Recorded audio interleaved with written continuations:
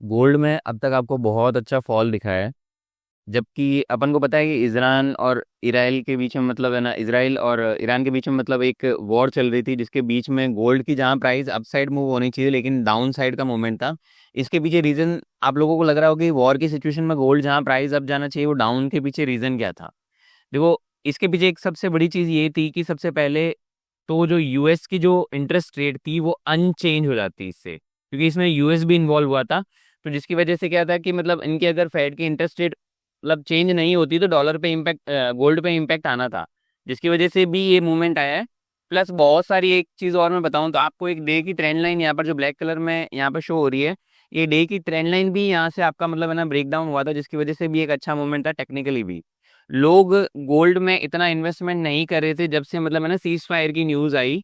और cease fire की news के बाद में मतलब गोल्ड में इतना कोई डिमांड नहीं थी, जिसकी वजह से, लेकिन इसके बीच में जो गोल्ड की जगह लोगों ने यूएस ऑयल में ज़्यादा पैसा लगाना सही समझा।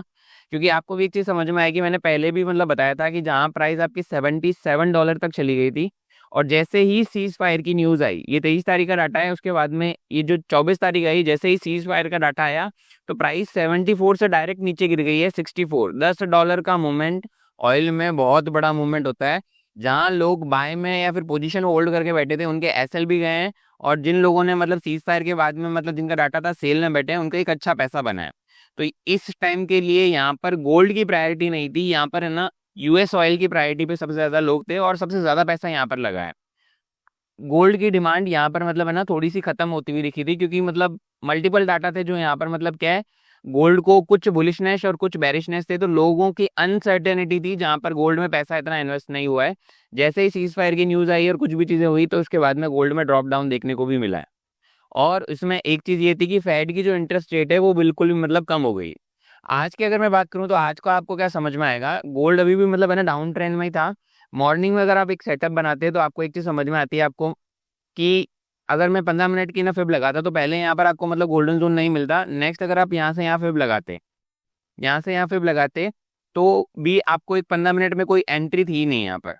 15 मिनट में यहाँ पर कोई भी एंट्री नहीं थी, यहाँ से यहाँ फिब लगाने पर कोई भी एक सिंगल एंट्री नहीं थी। ये एक इवनिंग स्टार बना था जहाँ पर आप एंट्री ले सकते, तो यहाँ पर आपका छोटा सा मतलब ऐसा जाता इसी लेवल पर। अभी आप देखोगे कि प्राइस इसी लेवल से वापस ऊपर की तरफ मतलब गई है और यहाँ पर कोई भी वॉल्यूम नहीं है। तो यहाँ पर है ना अपन 15 मिनट पे अपन को क्लियरिटी नहीं मिलने की वजह से अपन 1 घंटे पे जाएंगे, और 1 घंटे पे भी मतलब आपको समझ में आएगा कि आपकी जो फिब लगी है उसके हिसाब से आपको कुछ लेवल्स दिखेंगे। मैं यहाँ पर 1 घंटे पे फिब लगाता हूँ जिससे आपको पता चलेगा प्राइस अभी करंटली कहाँ मूव कर रही है। आपका गोल्डन जोन पहला लेवल रहेगा 3344, और नेक्स्ट रहेगा 3355, जहाँ से प्राइस वापस है ना रिवर्स हो सकती है। तो ये आपका मतलब है ना गोल्डन जोन है जहां पर मतलब अपन है ना सेलिंग के बारे में सोच सकते हैं, क्योंकि 15 मिनट में अपन को फिब की क्लियरिटी नहीं मिल रही है। नेक्स्ट अगर अपन बात करें तो अभी प्राइस मेरे को लगता नहीं है कि मतलब अभी न्यूयॉर्क सेशन से पहले कोई अच्छे मूवमेंट देखने को मिल सकते हैं अपन। ये प्राइस यहाँ से यहाँ के बीच में कंसोलिडेट ही करनी चाहिए जब तक कोई ढंग की न्यूज़ नहीं आती। फेड भाई साहब की सुबह सुबह मतलब एक स्पीच भी थी, अगर आपने यहाँ पर मतलब नोटिस किया होगा। फेड भाई, उनकी मतलब फेड चेयरमैन की मतलब मैंने स्पीच भी थी थोड़ी सी, तो वहां पर उन्होंने मतलब ये भी चीज़ बताया कि बैंक अब क्रिप्टो को यूज़ कर पाएंगे, बैंक अब क्रिप्टो को यूज़ कर पाएंगे और उनके ट्रांजेक्शन को भी एक्सेप्ट कर पाएंगे। तो इनके रिलेटेड भी मतलब क्रिप्टो रेगुलेशन भी वहां पर मतलब कुछ चीज़ें बात हुई है। अभी अगर मैं बात करूं यहाँ से प्राइस अगर 44 या 45 जाके वहां से ड्रॉप डाउन होती है तो पहला टारगेट आपका रहेगा 3320 का, उसके बाद में आपका साइकोलॉजिकल लेवल। और अगर उसके आगे मैं बात करूं कि उसके आगे प्राइस का क्या सीन रहेगा, अगर इस पुराने लो को भी तोड़ती है 3300 वाले को, तो नेक्स्ट टारगेट है 3371, और उसके बाद में सॉरी 3271, और उसके बाद में 3242। ये आपके पुराने पीओआई लेवल है जहां पर प्राइस ने मल्टीपल टाइम टैप दिया है। तो ये एक अच्छे लेवल है जहां तक प्राइस जा सकती है। अभी के लिए सिर्फ और सिर्फ यहाँ पर आप सोच रहे हो कि मैं बाइंग की पोजीशन ऐड कर लूँ या सेलिंग की पोजीशन ऐड कर लूँ, नहीं, क्योंकि यहाँ पर प्राइस कंसोलिडेट करेगा। और गोल्ड में आप नोटिस करोगे कि मतलब एक सडन स्पाइक आने के बाद में इतने अग्रेसिव मूव्स नहीं आ रहे हैं। रीजन है कि मतलब अभी गोल्ड से ज्यादा यूएस ऑयल, जिसको अपन बोलते हैं काला सोना, तो वो उसमें ज्यादा मतलब है ना मार्केट का इंटरेस्ट है। अभी अगर थोड़ी सी अगर अपन बीटीसी की बात करें, उससे पहले मैं डॉलर इंडेक्स दिखाता हूँ।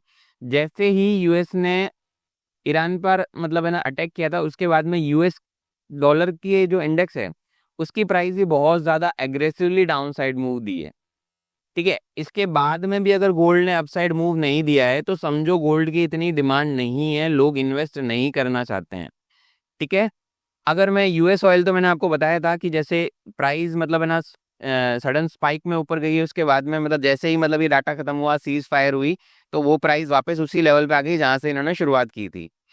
इस बीच में आपको समझ में आएगा बीटीसी की भी प्राइस में बहुत ज्यादा इम्पैक्ट हुआ है। जहां प्राइस आपकी ट्रेड कर रही थी इतने दिनों से 1,05,000, वो वापस 1 लाख के लेवल पे आ गई है। और यहाँ पर एक अच्छी जेन्युइन बाइंग थी। आप अगर 1 घंटे पे देखोगे तो यहाँ पर एक ऑर्डर ब्लॉक भी था, जिस जहां से प्राइस ने रिजेक्शन लेके प्राइस अपसाइड मूव दिया। आप 15 मिनट में यहाँ इसी ऑर्डर ब्लॉक पे देखोगे तो आपको समझ में आएगा मल्टीपल टाइम यहाँ पर बुलिश इंगल्फिंग एंड मतलब है ना आपका मॉर्निंग स्टार। तो यहाँ से एक चीज़ें कंफर्म हो जाती है कि मतलब यहाँ से प्राइस अपसाइड मूव दे सकते हैं। यहाँ से भी अगर आप ट्रेड लेते हैं, यहाँ से भी अगर आप ट्रेड लेते हैं, तो मतलब एक अच्छा प्रॉफिट बनता।